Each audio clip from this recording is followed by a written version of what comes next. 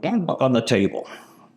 Time magazine used to do, and still does, feature stories on major events, World War II. Right.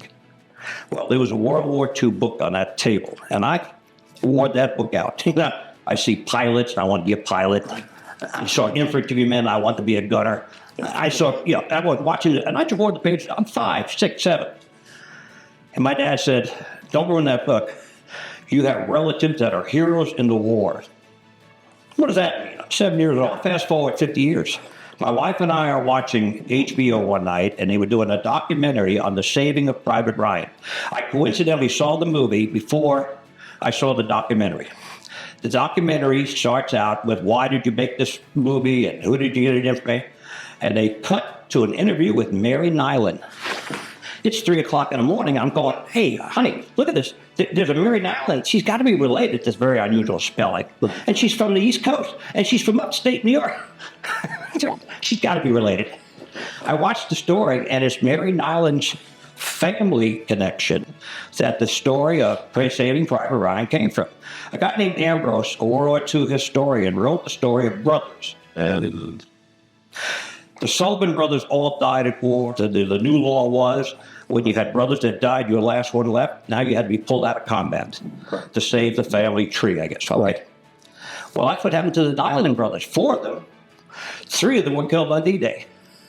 One was a pilot. I think one was a infantry, and I'm not sure the other one was. Mary Niland was married to Fritz Niland, the one they went after to bring out of the war. And that's Ambrose's story about brothers. There was a big segment in this book about the Niland family and bringing them out of the war. And that's where the movie started from. And Spielberg took the whole storyline of the Nilands. It composed it into a beautiful movie. These weren't heroes necessarily, but they all got shot down, killed, and got lost, except for Fritz Niland. And that's who they went after and brought him back out of there. And that's the whole story. So it wasn't Private Ryan, it was Private Niland. And Mary Niland sat there and said, yeah, it was Fritz Niland, and they used the flag. The actual flag that was in the movie was the flag. They flew out their doors. I'm mesmerized.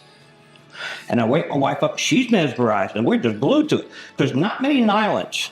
2 o'clock in the morning, I watched this documentary, whatever it was. I call Mary Niland up. I find her on the internet. Mary Niland, I just watched this documentary about Fritz Niland, your husband, and I'm John Niland. I played football, and she goes, oh, yeah, we heard about you. You're that football player in Texas. You're our nephew. So she had me on the phone for an hour. And it turned out that, sure enough, Spielberg had interviewed him, used that name because didn't have to pay royalties, didn't have to pay, I guess he paid Ambrose, the historian, for the book rights. But they did the whole story. And if you go to the documentary now, and if you go to the website, or you just Google, they'll tell you the whole story. He says it was loosely based. Yes, that term they use, not to have to pay us any royalties. But he did do a good job of giving the Niland family, upstate New York, all scholarships to the kids. Spielberg gave him scholarships. And I called Spielberg, and I took out word to him that, one of the Nilands, and just proud of the fact he did a great story. And I thought the movie was very moving. It had nothing to do with the Nilands. I mean, that was a topic line, but, the actual story going and getting this guy and bringing him out. And one of the last things he says before they bring him out, he says, I don't want to go out there. I want to stay here with my brothers, who had just all died in the war. These were his new brothers. These are the infantry he was with, or whatever.